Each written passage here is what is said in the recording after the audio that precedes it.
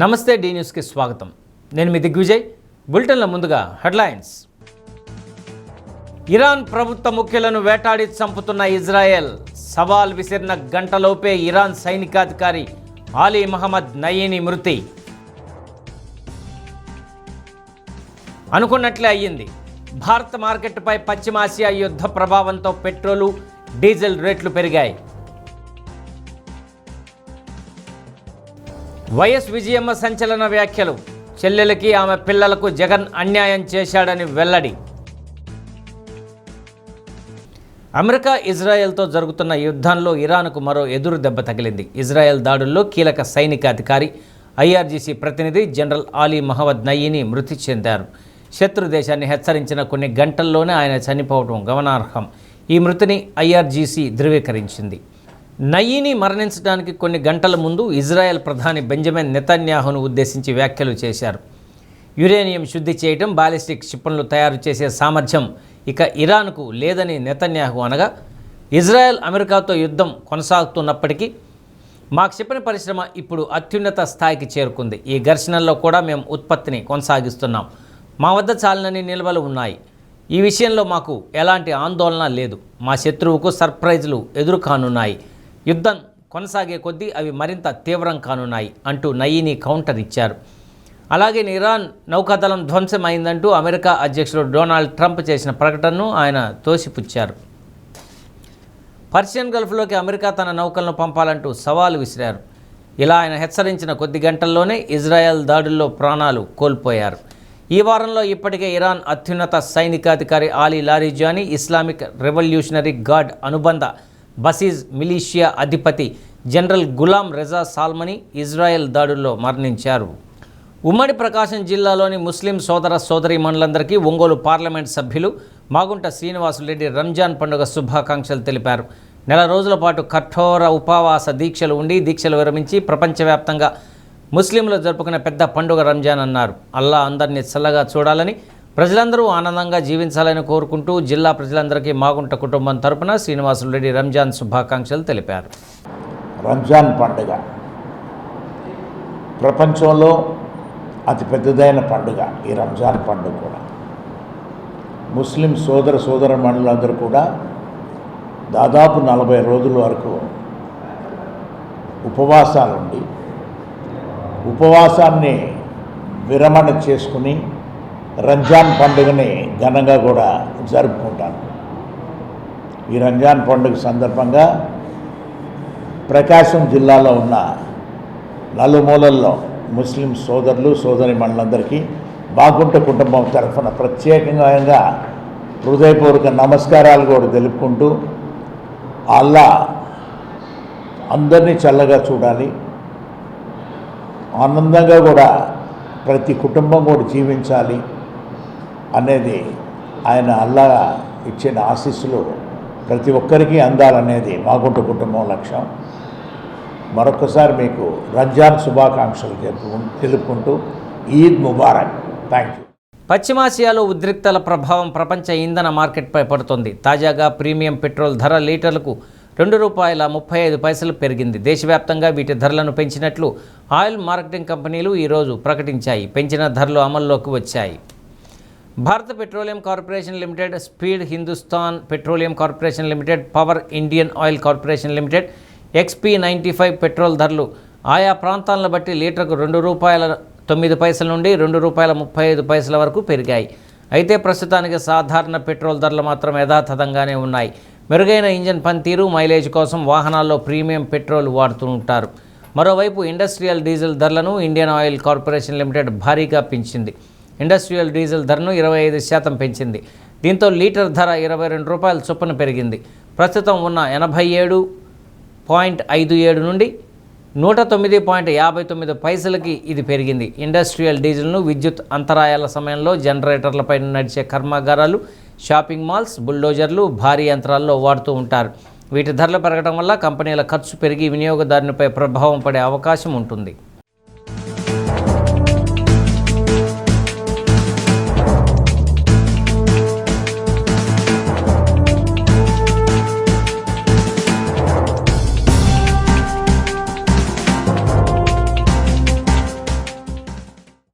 గత ప్రభుత్వంలో గ్రామీణ, పట్టణ, నగర ప్రాంతాలనే తేడా లేకుండా రాష్ట్రమంతటా రహదారుల నిర్వహణను పూర్తిగా గాలి కొదిలేశారు. కొత్తవి నిర్మించడం దేవుడెరుగు. కనీసం గుంతల్లో తట్టమట్టి వేసిన దాఖలాలు లేవు. దీంతో ప్రయాణికులు, వాహన చోదకులు నానా అవస్థలు పడ్డారు. కూటమి ప్రభుత్వం అధికారంలోకి వచ్చాక అన్ని ప్రాంతాల్లోని రహదారుల అభివృద్ధికి చర్యలు ప్రారంభించింది. ప్రాధాన్యత క్రమంలో వాటి పునర్నిర్మాణంకి శ్రీకారం చుట్టింది. గ్రామీణ ప్రాంతాల నుండి ప్రధాన రహదారులను కలిపే రహదారులతో పాటు గ్రామాలకు మధ్య ఉండే రోడ్లు, భవనాల శాఖకు చెందిన రోడ్లు పూర్తి స్థాయిలో గోతులమయంగా మారాయి. ఈ మార్గాల్లో ప్రయాణం చేయాలంటేనే ప్రయాణికులు హడలిపోతున్నారు. ద్విచక్ర వాహనదారులు, ఆటోలు, కార్లు ప్రయాణించాలంటే నానా ఇబ్బందులు తప్పటం లేదు. ఇలాంటి పరిస్థితుల్లో ఉన్న రహదారులను పునర్నిర్మించాలనే ఉద్దేశంతో కూటమి ప్రభుత్వం ఈ రహదారుల నిర్మాణానికి ప్రాధాన్యం ఇచ్చింది. జిల్లా వ్యాప్తంగా ఉన్న ఒంగోలు, కొండపి, సంతనూతలపాడు నియోజకవర్గాల పరిధిలోని రోడ్లు, భవనాల శాఖ రహదారుల పునర్నిర్మాణ పనులు ప్రారంభమయ్యాయి. జిల్లా వ్యాప్తంగా 66 పనులకు గాను 744 కిలోమీటర్ల రోడ్లను పటిష్టం చేసి నిర్మాణ పనులకు చేపట్టేందుకు 59 కోట్ల రూపాయలను ప్రభుత్వం విడుదల చేసింది. దీంతో జిల్లాలో అధ్వానంగా ఉన్న రహదారులను పూర్తి స్థాయిలో వినియోగంలోకి తీసుకొచ్చే విధంగా పనులు వేగవంతంగా జరుగుతున్నాయి. ప్రధానంగా ఒంగోలు నియోజకవర్గంలోని కొప్పోలు, మోటుమాల రోడ్డు, త్రోవగుంట, కరవది, ఒంగోలు, కొంజేరు రోడ్లు అభివృద్ధి చేసేందుకు 3,90,00,000 రూపాయల నిధులు మంజూరయ్యాయి. ఇప్పటికే పనులు ప్రారంభించారు. ఇలానే మిగిలిన నియోజకవర్గాల్లో రహదారులు పటిష్టపరిచే పనులు వేగంగా జరుగుతున్నాయి. రోడ్లు, భవనాల శాఖ పరిధిలోని ఒంగోలు డివిజన్లో దెబ్బతిన్న రహదారుల పునర్నిర్మాణం, పటిష్టపరిచే పనులు జరుగుతున్నాయని ఈఈ గోపీనాయక్ తెలిపారు. రాష్ట్ర రహదారులు, మేజర్, రూరల్ రోడ్లో దెబ్బతిన్న రహదారులను పటిష్టపరిచే పనులు చేపడుతున్నట్లు తెలిపారు.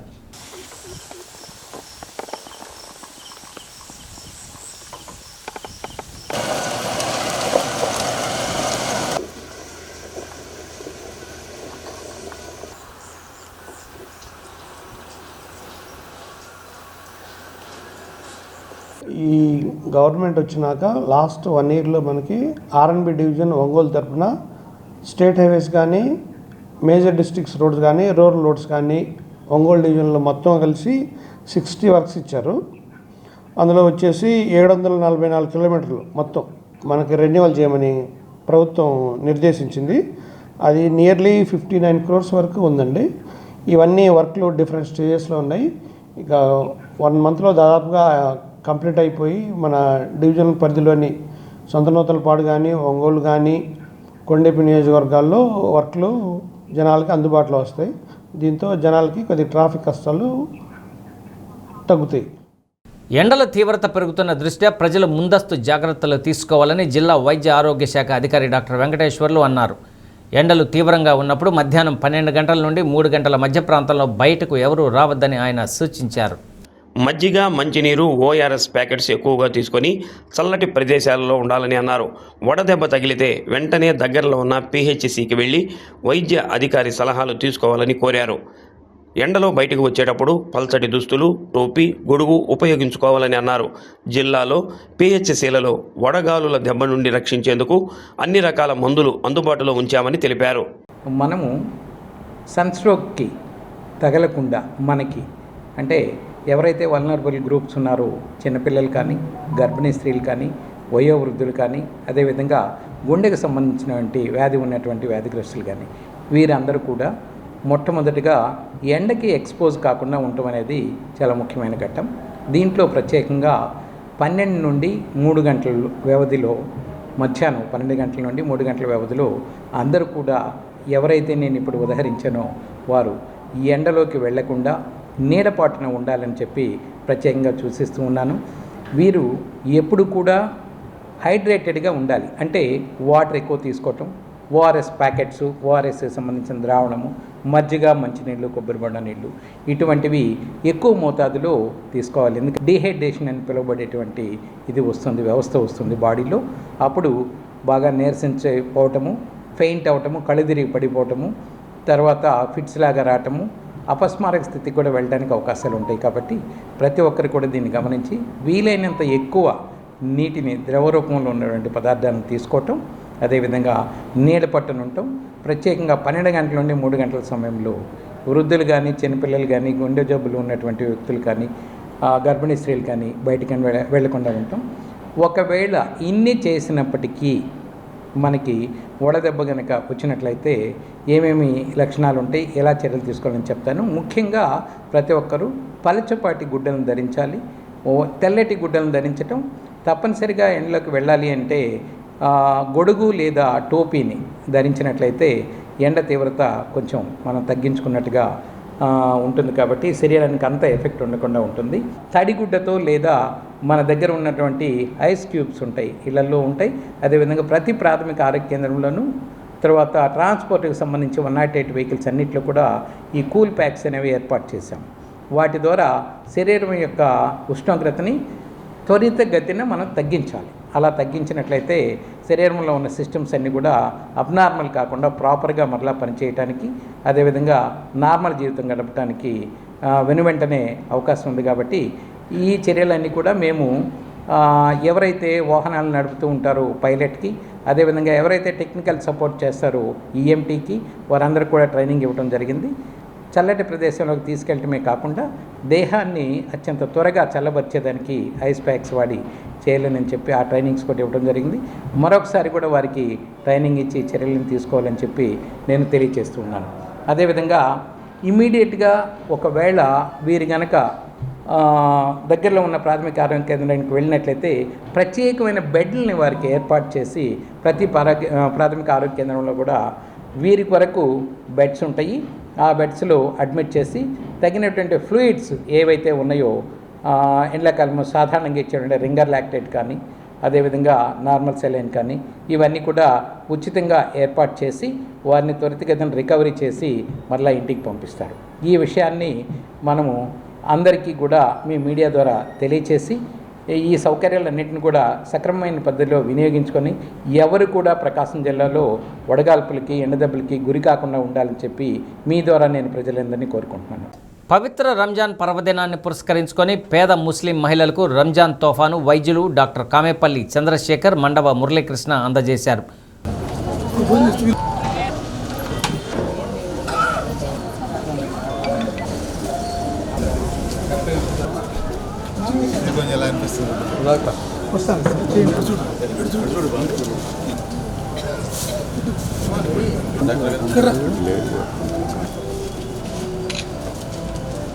ఒంగోలు సంతపేట శివం శరణాలయంలో కీర్తిశేషులు దేవారెడ్డి తిరుపతి కుటుంబ సభ్యుల ఆధ్వర్యంలో చేపట్టిన ఈ కార్యక్రమంలో పేద ముస్లిం మహిళలకు రంజాన్ తోఫా అందించారు. ప్రేమ, ఆప్యాయత, సహాయానికి ప్రతీకగా నిలిచే రంజాన్ పండుగను ముస్లిం సోదరులందరూ సుఖ సంతోషాలతో జరుపుకోవాలని డాక్టర్ కామేపల్లి చంద్రశేఖర్ ఆకాంక్షించారు. చైర్మన్ గులపూడి శ్రీహరి, మారెల వివేకానంద తదితరులు పాల్గొన్నారు.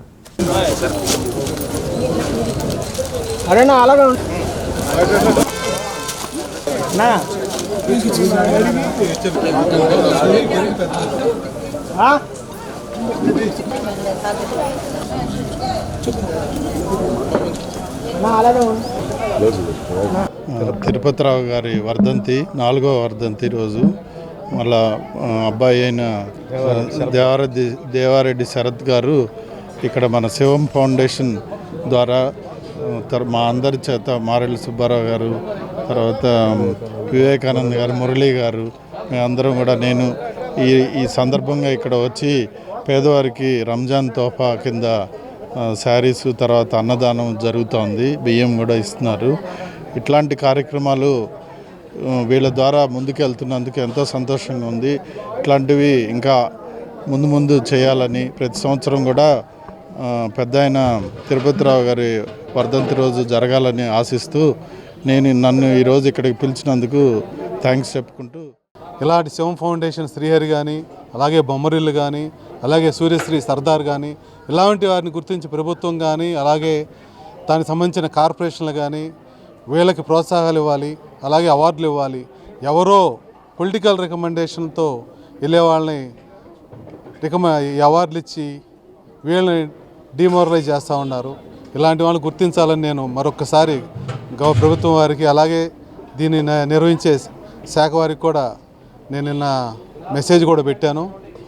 ఇలాంటి తప్పులు జరగకుండా ముందు రికమెండేషన్లు కాకుండా నిజమైన సాంఘిక సేవ చేసే వాళ్ళని గుర్తించాలని కోరుకుంటూ, మా నాన్నగారైన దేవారెడ్డి తిరుపతిరావు గారు 4వ వర్ధంతి సందర్భంగా ఇప్పుడు ముస్లిం తోఫా కింద వాళ్ళకి రైసు, చీరలు, అన్నదానం కింద రంజాన్ తోఫా కింద ఇస్తున్నాను.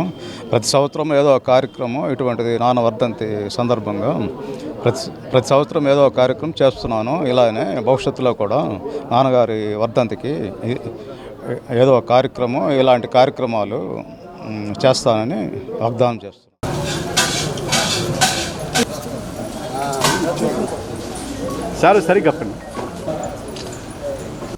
కుటుంబ ఆస్తుల పంపకాలపై నేషనల్ కంపెనీ లా ట్రిబ్యునల్లో వివాదం కొనసాగుతున్న వేళ దివంగత ముఖ్యమంత్రి వైఎస్ఆర్ సతీమణి విజయమ్మ మీడియాకు అడ్వకేట్ నోటరీ విడుదల చేశారు. వైసీపీ నేతలు చేస్తున్న ఆరోపణలపై అందులో పూర్తి స్థాయి స్పష్టత ఇచ్చారు. ఆస్తుల విషయంలో చెల్లెలు, ఆమె పిల్లలకు జగన్ అన్యాయం చేశారన్నారు. ఆస్తుల పంపకం ఎప్పుడూ జరగలేదని, వైఎస్ మరణించే వరకు ఉన్న ఆస్తులన్నీ కుటుంబ ఆస్తులేనని తెలిపారు. తన ఆస్తులన్నీ నలుగురు మనవలు, మనవరాళ్లకు సమానంగా పంచాలని వైఎస్ఆర్ ఉద్దేశం. ఇది ఆయన ఆదేశం కూడా. దగ్గర వాళ్ళందరికీ తెలిసిన వాస్తవం ఇది. ఎంఓయూలో షర్మిలకు రాసిన ప్రతి ఆస్తి న్యాయంగా ఆమెకు దక్కాల్సిందే. షర్మిల హక్కుకు అనుగుణంగానే జగన్ ఎంఓయూ రాశారు. వాస్తవానికి షర్మిలకు చెందాల్సిన దానికంటే తక్కువే రాశారు. సరస్వతి సిమెంట్ సహా యలహంక భూమి కూడా షర్మిలదే. షర్మిలకు ఇప్పటి వరకు ఇచ్చానని చెప్తున్న డబ్బంతా డివిడెంట్ మాత్రమే. ఆస్తుల విషయంలో జగన్ తన మేనల్లుడు, మేనకోడలికి ఇప్పటివరకు అన్యాయం చేశారు. ఇప్పటికైనా న్యాయం చేస్తాడని తల్లిగా ఆశిస్తున్నాను. నిజమేమిటో దేవుడికి, నా కొడుక్కి కూడా తెలుసు. దేవుడి సాక్షిగా నేను రాసినవన్నీ వాస్తవాలు మాత్రమే అని విజయమ్మ పేర్కొన్నారు. మార్కాపురం ఉగాది అన్నదాన సేవా సంఘం ఆధ్వర్యంలో శ్రీశైలం నుండి కర్ణాటక వెళ్తున్న భక్తులకు రైల్వే స్టేషన్లో ఏర్పాటు చేసిన అన్నదాన కార్యక్రమాన్ని ఎమ్మెల్యే కందుల నారాయణ రెడ్డి ప్రారంభించారు. ఇటువంటి సేవా కార్యక్రమాలు నిర్వహించడం ఎంతో సంతోషదాయకమని తెలిపారు. ఆకలితో ఉన్న వారికి అన్నం పెట్టడంలోనే అసలైన ఆనందం ఉంటుందన్నారు. భవిష్యత్తులో ఇటువంటి కార్యక్రమాలను మరింత విస్తృతం చేస్తే బాగుంటుందని సూచించారు. 10,000 మంది భక్తులకు భోజనం ఏర్పాటు చేసినట్లు కమిటీ సభ్యులు ఎమ్మెల్యేకు వివరించారు. అన్నదాన కార్యక్రమాన్ని జాయింట్ కలెక్టర్ పులి శ్రీనివాసులు సందర్శించి భక్తులకు అన్నదానం చేశారు. అక్కడ ఏర్పాటు చేసిన మెడికల్ క్యాంపు, తాగునీటి వసతులను ఆయన ప్రారంభించారు. సేవా సంఘం సభ్యులు తదితరులు పాల్గొన్నారు.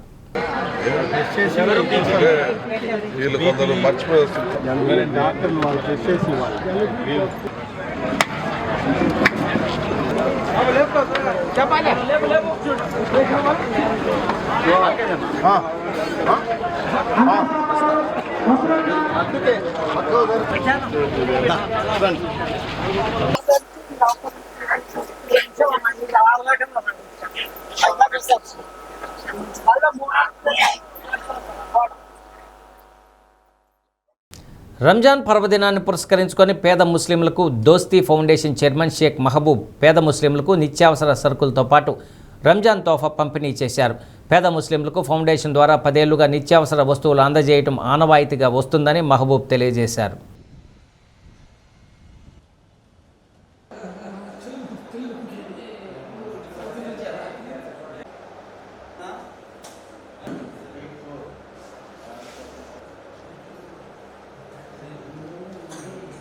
దీంతో పాటు అనేక సందర్భాల్లో పేదలకు, పేద విద్యార్థులకు ట్రస్టు ద్వారా అనేక సేవా కార్యక్రమాలు నిర్వహిస్తున్నామని అన్నారు.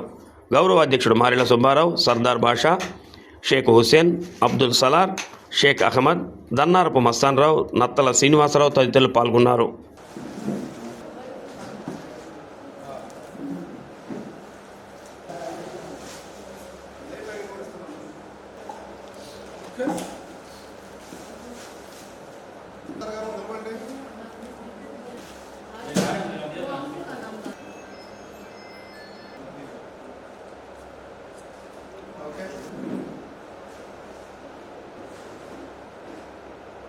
మా దోస్తీ ఫౌండేషన్ ఆధ్వర్యంలో ప్రతి సంవత్సరం లాగానే ప్రతి ఒక్కరికి రంజాన్ పండగ సందర్భంగా ఎవరైతే నిరుపేదలు ఉంటారో వాళ్ళు పేదలుగా ఉండకూడదని చెప్పని మా దోస్తీ ఫౌండేషన్ తరఫున మేము ఎప్పుడు కూడా దాదాపు 100 నుంచి 150 మందికి బియ్యము, కందిపప్పు, చింతపండు దాదాపు అన్ని రకాలు దాదాపు 14-15 రకాలు కలిపి మేము ప్రతి సంవత్సరం ఇస్తున్నాము. అలాగే ఈ సంవత్సరం కూడా ఇస్తున్నాము.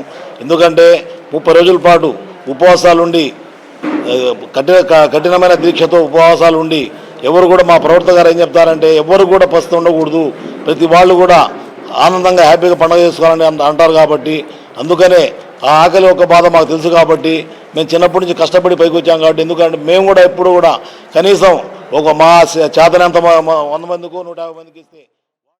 ప్రతి సంవత్సరం రంజాన్ సందర్భంగా పేద ముస్లిం మహిళలకి రంజాన్ తోఫా అందించే ఉద్దేశంతో గత 4 సంవత్సరాల నుంచి దోస్తీ ఫౌండేషన్ స్థాపించిన కాడి నుంచి ఈ రంజాన్ తోఫా పేద ముస్లిం మహిళలకి అందజేస్తున్నాం. వాళ్ళలో భాగంగా పేద విద్యార్థులకి, వృద్ధులకి ఎన్నో సేవా కార్యక్రమాలు దోస్తీ ఫౌండేషన్ ఆధ్వర్యంలో మహబూబు సహకారంతో మా మిత్రబృందం అందరం వారితో కలిసి ప్రయాణమవుతున్నాం. రాబోయే కాలంలో మీ కుటుంబాల్లో ముఖ్యమైన రోజుల్లో దోస్తీ ఫౌండేషన్ ద్వారా ఏదైనా సేవా కార్యక్రమం చేయదలుచుకుంటే మమ్మల్ని సంప్రదిస్తే తప్పనిసరిగా మా ఫౌండేషన్ తరఫున మీ తరఫున పేదలకి ఆర్థికంగా సహకారం అందిస్తామని తెలియజేస్తూ, పవిత్ర రంజాన్ మాసం ప్రారంభం కాగానే ముస్లిం సోదరులు మసీదులకు వెళ్ళి ప్రత్యేకంగా నమాజ్ చేస్తూ ఉంటారు. ఈ రంజాన్ మాసంలో కుటుంబ సభ్యులతో పాటు చిన్నారులు కూడా ప్రత్యేకంగా ఖురాన్ పఠనం చేయిస్తూ ఉంటారు. తాజాగా కోట వీధిలోని నవ్యాంధ్రప్రదేశ్ ముస్లిం మైనార్టీ డెవలప్మెంట్ సొసైటీ అధ్యక్షులు మహబూబ్ బాషా చిన్నారులచే ఖురాన్ పఠనం చేయించారు. రంజాన్ మాసంలో తమ సొసైటీ ద్వారా చేపట్టిన సేవా కార్యక్రమాలను వివరించారు.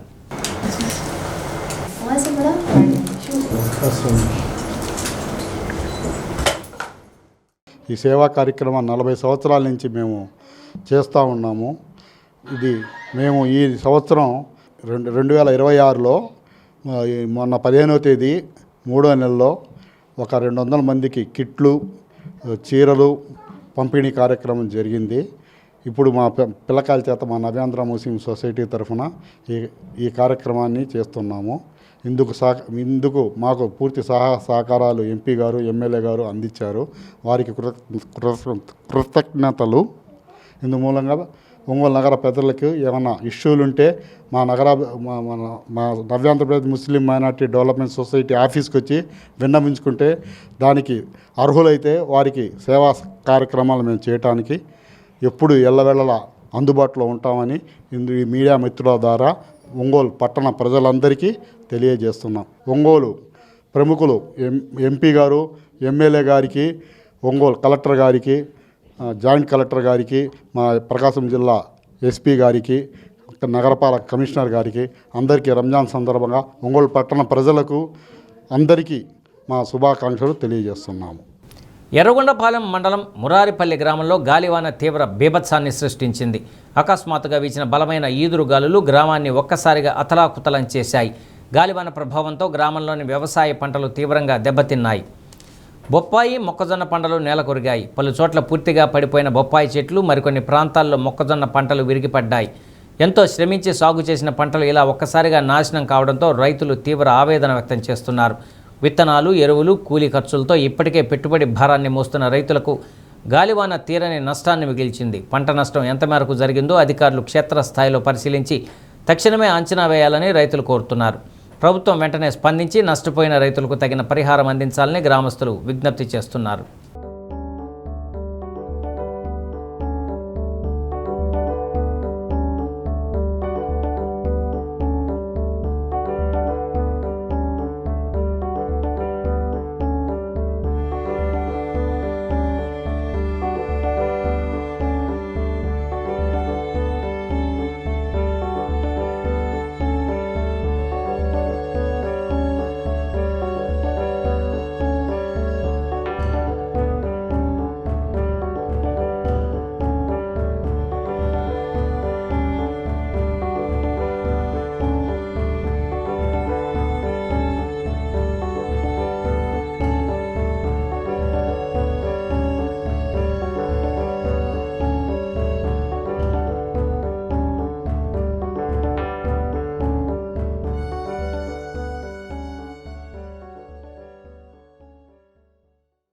బులెటిన్ ముగించే ముందు హెడ్లైన్స్ మరొకసారి.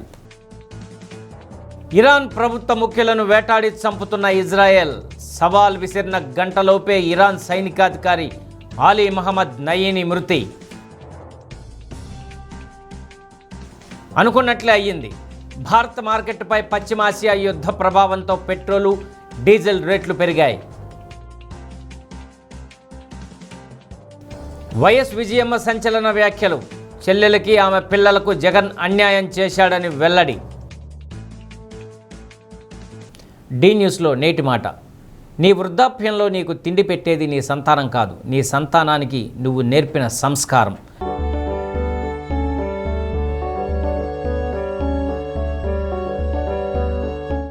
డి న్యూస్ ఇంతటితో సమాప్తం. ఇవి బులెటిన్లోని విశేషాలు. తిరిగి మరో బులెటిన్లో కలుసుకుందాం. అప్పటి వరకు కీప్ వాచింగ్ డి న్యూస్.